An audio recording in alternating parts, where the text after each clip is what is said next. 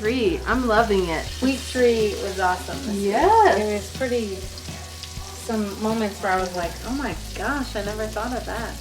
I always kind of wrote Ruth off as, which was not a bad thing, but just the romantic story of Ruth and Boaz. But Kelly just is touching on so many amazing other parts of life. And I think by going through it bit by bit and week by week and just taking it a few verses at a time, that it's been really powerful for me. So I'm excited. The parallel between Boaz and God this week was pretty great. Yeah. Just talking about the Kingsman Redeemer and stuff. That was really great.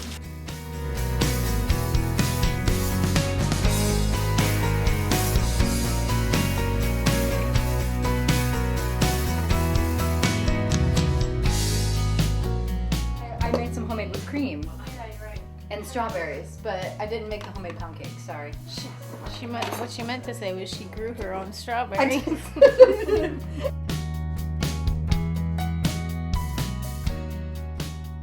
Week 3 is really where we see Ruth and Boaz kind of come together, where they make their first kind of connection, where there's a true conversation that goes on.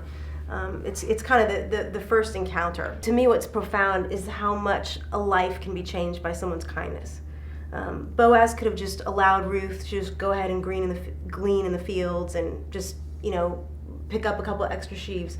But we're going to see this week that he goes so far beyond that, not just in finding out about who she is, but in about conversing with her, which is so not normal in that culture, that this Israelite man would be speaking with a Moabite servant, slave woman, that he speaks with her, that he allows her a place in his field. And not just that, but we're going to see this week that he also invites her to sit at his table, which may not even seem like as big of a deal to us, but that was an enormous invitation, something that we can't even imagine in our society and our culture. It will prove to change the course of not just Ruth's life, but of Naomi's life, and it will change the course of Boaz's life because of this incredible kindness. And so that's what I'm really passionate about in this study, especially as things like social justice have become popular. It's a popular notion in Hollywood. It's a popular notion in the media right now. But what we can't forget is that Christ was really the first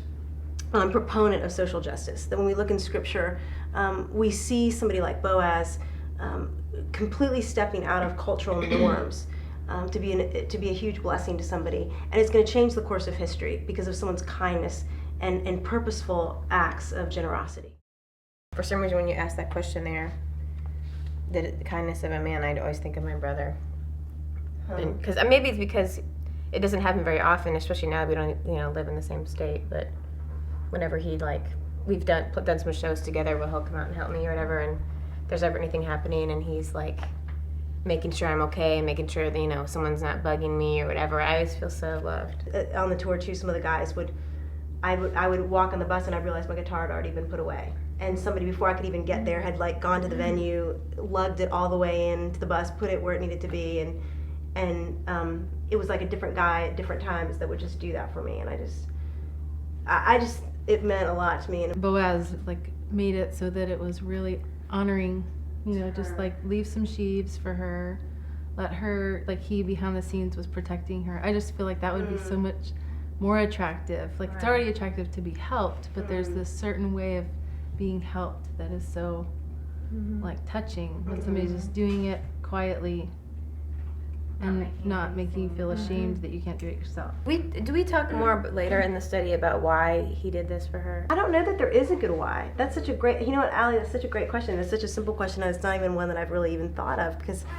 I don't know that it's, I don't know, do you feel like as you're reading that you feel like there's a why? Well, I don't know. I just always wonder, was she really attractive?